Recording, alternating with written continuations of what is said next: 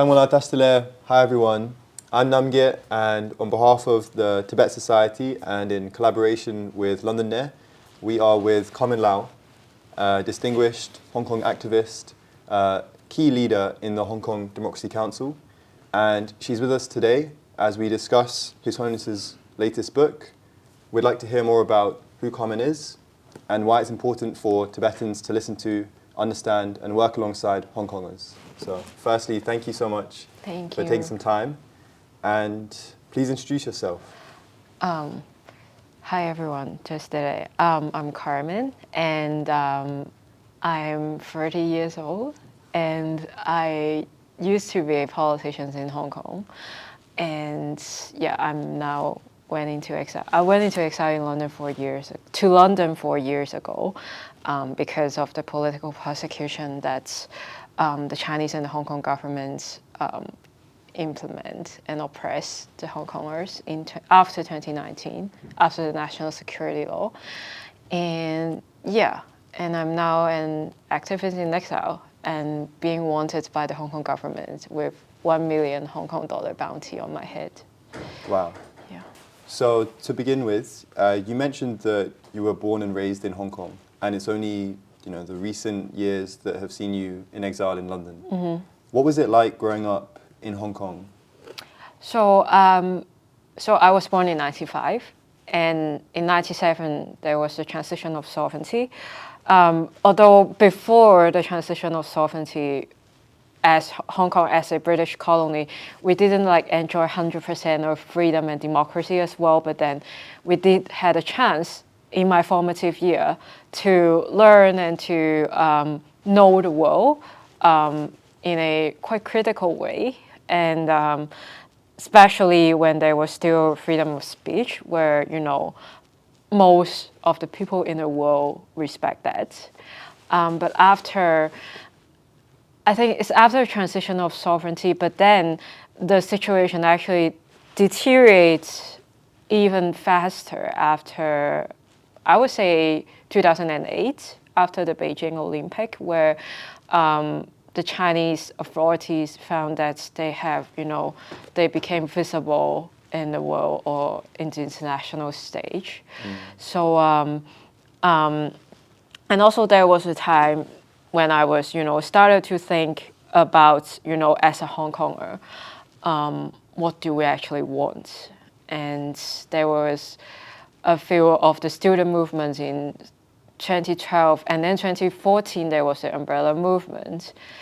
So it was my first year of my university, and it also inspired me to study politics in the university. Okay, so at 2008 you're 13 years old, so you're just coming into your teenage years. Yeah. And that's a big change that you're experiencing growing up. Yeah. But when you're 19, the umbrella movement kicks off. Yeah. For the audience, do you mind explaining what the umbrella movement was? So when there was a transition of sovereignty in our basic law, like our own law of the Hong Kong Special Administration Region, the Chinese government actually promised to gradually transform Hong Kong into a democratic region that people of Hong Kong would enjoy universal suffrage. And it was actually written in the law. So gradually, I think since 2003, 2004, people started to deliberate and to urge the Chinese government to reform our electoral system, to allow Hong Kongers to, vote for our chief executive, which is the head of the Hong Kong SL government.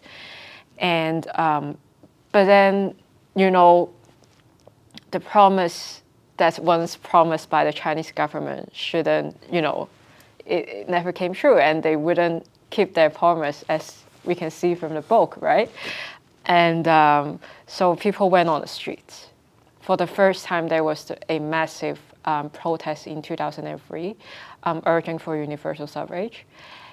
And then there was years and years of negotiation and talks, but then it didn't work out. So in 2014, there was even a memo written by the Chinese government saying that how should the electoral system of Hong Kong should be reformed. And there was strict threshold, and Hong Kongers could only elect for selected candidates, which would be approved by the Chinese government. So at that time, students and also pro-democracy leaders, they went together and to ask for a universal suffrage. So it led to quite a massive movement in 2014. Yeah. And that period of unrest, would you describe it as an uprising?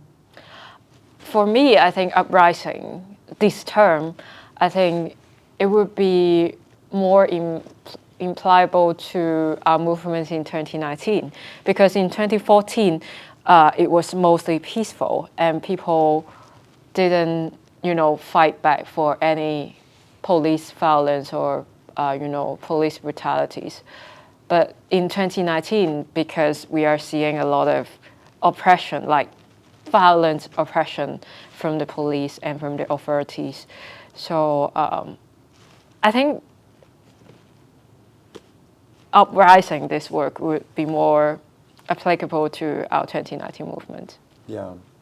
It reminds me, listening to your story, of the story that my parents tell me about the slow, gradual increasing of the pressure, and also the constant reminders of China's mission in their activities. For me, it's in Tibet. For you, it's in Hong Kong. Yeah. Almost like there's a lasso and the loop is being tightened on the amount of freedom and the things you can do, and it swells and it bubbles and it boils. Yeah. And it sounds like 2019, much like for us in 1959. Yeah. There is a moment when, my mum's always cooking with a pressure cooker, so like the pressure just becomes too much and it gets released. But now you're in London and you've been here for some time, like you were saying. So what are you up to in London? So for now, since 2020, the British governments, they have introduced a biennial visa scheme for Hong Kongers as a humanitarian route. They claim that to uphold its commitment to the British national overseas Hong Kongers, so that they allow us to reside in the UK. And so for now in the UK, there are 200,000 of Hong Kongers now at the moment. And there's a growing civil society in exile of Hong Kongers here in the UK now. And for me, as when I used to be an elected councillor in Hong Kong, and I do feel that I have the obligation and the commitments to my people. So although I'm now in exile, I still want to contribute and to serve our own community. So we've been working on a lot of stuff. Apart from political advocacy work, we also try to empower our diaspora here, and also most importantly, to preserve our own culture. Right. That's really interesting. So when you say preserve culture, for us, for Tibetans, again, we're working so hard to make sure our political messages are heard, but at the same time, it's for us things like speaking Tibetan, gathering as Tibetans. For you, what does preserving culture look like for Hong Kongers, for you? Language is also quite essential for us. As you may know or may not know, that we write in traditional Chinese instead of the simplified one that's used by the PRC government, and we speak in Cantonese instead of Mandarin.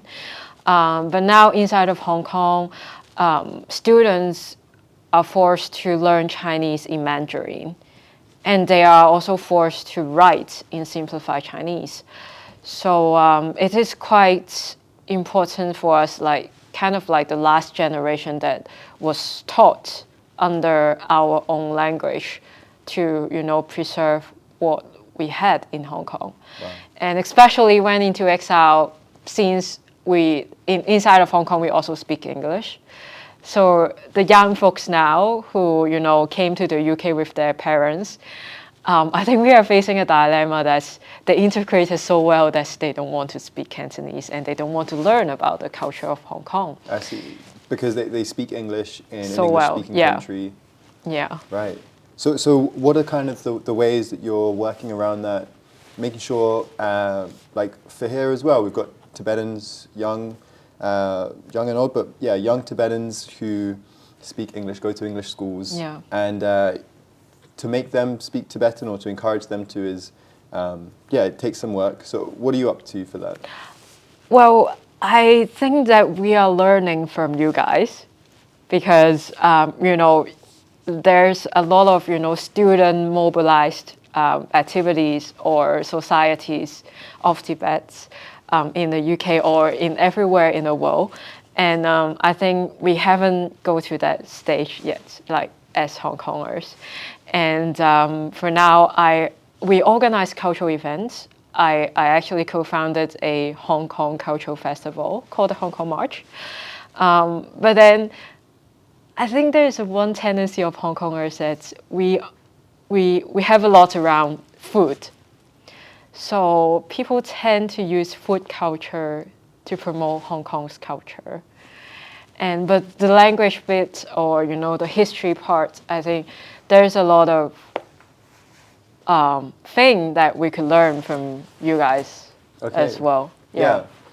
And to be honest, I think when I think about how successful the Tibetan movement has been, it's been 70 long years, but you still have strong communities all around the world.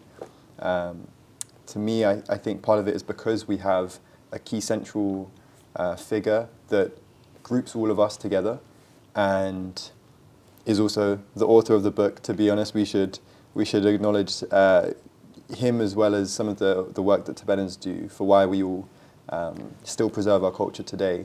As Hong Kongers, do you feel like you can learn, or do you see, like I do, the presence of His Holiness the Dalai Lama in the success of the Tibetans around the world? Definitely there's a lot to be learned, but I think we have one thing that the Hong Kong community is lacking of is that we don't have like a spiritual or religious belief that centraled our community, which I really appreciate and I really admired what the Tibetans community has been, centered around. And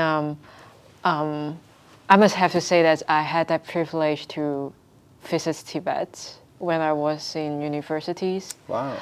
And I do see how different of the Tibetan community to the Hong Kong community.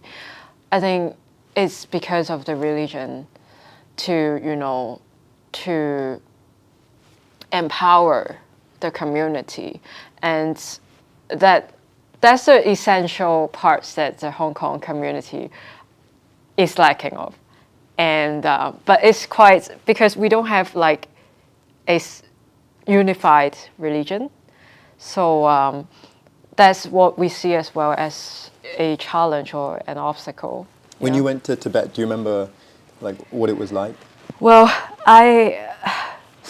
because before I traveled to Tibet, I already knew the history of Tibet, because after the umbrella movements, there were different studies around different, oppressed people inside, Asia, like the Uyghurs, Tibetans, and the Mongolians, and Taiwanese as well.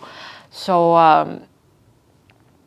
I felt very shocked when I entered Tibet, to be honest. I didn't flew directly to Lhasa.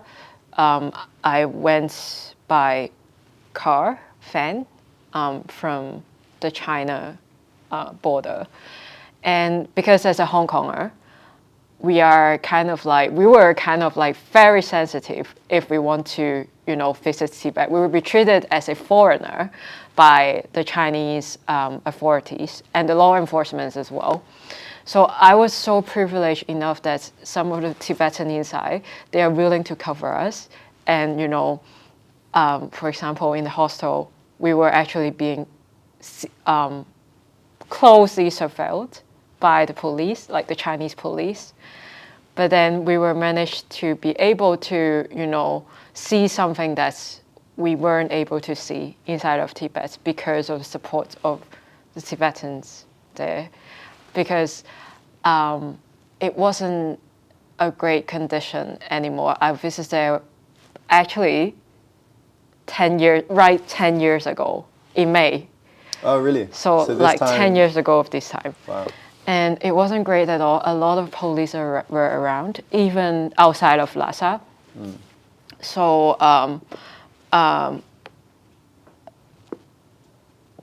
I see the true surveillance and the oppression. And back 10 years ago, Hong Kong was still had a certain degrees of freedom. So I was quite shocked when I see like there were literally every 10 meter, 5 meters, I would say, there were police standing there. And Tibetans weren't allowed to speak in Tibetan, or speak in your own language anymore. And I was, and it also, that my trip to Tibet also actually inspired me to commit myself wholly to my own movement. And I'm not sure about now, but then back in 10 years, it was already so tough. But I still, see from people's eyes that they still, subtly have that resistance in their hearts. Wow. Yeah. Yeah, so that was a really powerful trip for you. Yeah. And I'm yet to visit Hong Kong, and I think from some of my friends who are from Hong Kong and understand Tibet's situation a little bit, there is sometimes a question or a thought that where Tibet is might be, one possible future of Hong Kong in the level of surveillance and the way that there is that sort of unspoken censorship. Do you see that in some ways, that like how you can learn from the way that we've preserved Tibetan culture outside of Tibet, you can also see from Tibet's recent history some of what might happen with Hong Kong if movements like yours don't continue to grow? Well, yes, I think we are very similar right now, in a very similar situation right now. Inside of Hong Kong currently is basically the same. If you try to organize something, it doesn't have to be political. It can be only a social issue. If you want to organize a protest, you wouldn't be allowed. And even not only yourself, but even your families, your relatives would be closely monitored by the National Security Police, and from time to time they will just invite you to the police station to be questioned. And even now in exile, we see a lot of Hong Kongers, young folks, or even in the UK, like layman Hong Kongers, not an activist, does not have anything with politics.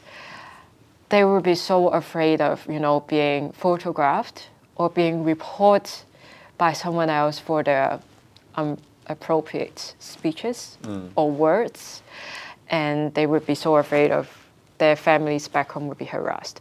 So I do see like the very similar situation of the Tibet community and the Hong Kong community now. Yeah.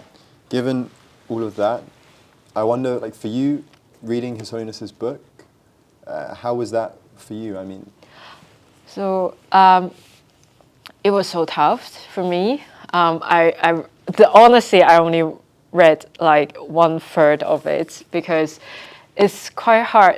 There's a lot of things to resonate, and although I've learned a little bit about like the Tibet resistance history or the history of His Holiness, but then it's my first time seeing the whole process, like how from when he was 16 until, you know, recent days, how he managed to, you know, being the central figure of the Tibetans. And yeah, it actually opens my mind. And a few of the words, like how the Chinese law enforcement tortured people inside of Tibet, I really see it's, you know, I think I almost had a PTSD because the places that he mentioned or the book mentions inside of Tibet, some of them I've been to there. Wow. And it's just so hard to imagine how people inside of Tibet being oppressed for 70 years and for over 70 years. And yeah, I'm still looking forward to read the rest of them though. Yeah. To finish, I wonder if you can talk a bit about what your mission is. You know, you're working so hard, but what is the end goal? As you may know, there are a lot of oppression of Hong Kongers right now. And not only people inside of Hong Kong, people like me going into exile, we are targeted by the Hong Kong government as well. Threatening letters were sent to my neighborhood in the UK. So it is quite hard, and I see a lot of obstacles to move our movement forward. But then, as a Hong Konger, as the last generation of Hong Konger who was born and raised in a free Hong Kong, I think my end goal would be we want to have a free Hong Kong, where the theory of change would be we need to restore our right to self-determination, which was taken by the CCP and also actually the British government almost 40 years ago. Yeah. And I think every time that we meet each other at a protest, we always make our goals very shortly and clearly said. Yeah. And in quick succession we say free Tibet, but free Hong Kong. And I really like that in every protest now, it's rare to hear one and not the other. Yeah. Because like hearing you just explain your goal, our goals are very, very similar. And in fact, I think maybe they're connected.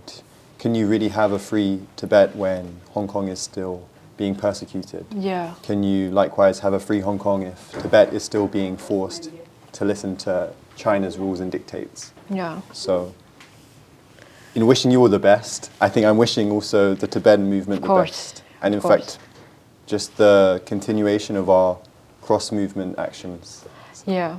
Thank you. I do have one last word. That I think not only people being oppressed by the Chinese government are in the same struggle, but then if you can see the situation of democracies in the world now, it's actually a struggle for every democracies. So I think the cross-movement spirit should be expanded apart from, you know, being mutual, you know, supporting each other, mutually supporting each other. Yeah. So I really wish you well as well. Thank you so much. Thank you.